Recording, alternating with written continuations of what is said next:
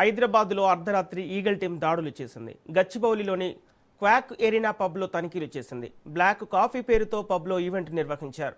నైజీరియాకు చెందిన DJ ప్లేయర్తో event organiser చేశారు. పబ్లో ఉన్న వారికి డ్రగ్స్ టెస్ట్ చేసింది ఈగిల్ టీం. 8 మందికి డ్రగ్స్ పాజిటివ్గా తేలింది.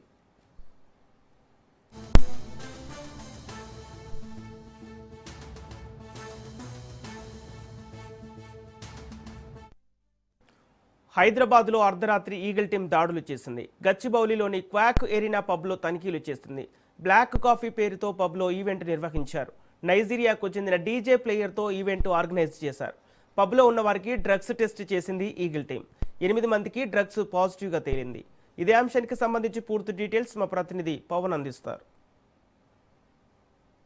హైదరాబాద్ లో ఈగల్ టీం రాత్రి రైడ్స్ నిర్వహించింది. అయితే గచ్చిబౌలిలోని క్వాక్ ఎరీనా పబ్ లో రైడ్స్ నిర్వహించారు. అయితే ఇందులో చూస్తే ప్రధానంగా బ్లాక్ కాఫీ పేరుతో ఈవెంట్ కూడా నిర్వహించిన నేపథ్యంలో డ్రగ్స్ సంబంధించి పూర్తిగా ఈగల్ టీం తనిఖీలు చేశారు.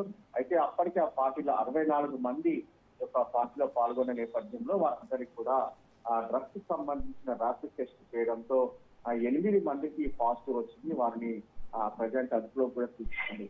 అయితే వీరు డ్రగ్స్ ఎక్కడ సేవించారనే దానిపైన కూడా ఈగల్ టీం పూర్తిగా ఇన్వెస్టిగేషన్ కూడా చేస్తుంది. మరోవైపు చూస్తే ప్రధానంగా డ్రగ్స్ సంబంధించిన నేపథ్యంలో దృష్టి కొనసాగించిన ఈగల్ టీం ఇలాంటి స్పెషల్ రైడ్స్ కూడా నిర్వహిస్తున్నారు. అయితే ఈ బ్లాక్ కాఫీ పేరుతో ఈవెంట్ నిర్వహించిన ఆర్గనైజర్ తో పాటు నైజీరియాకు సంబంధించిన డీజేని కూడా వారిద్దరి పైన కూడా కేసు కూడా నమోదు చేశారు.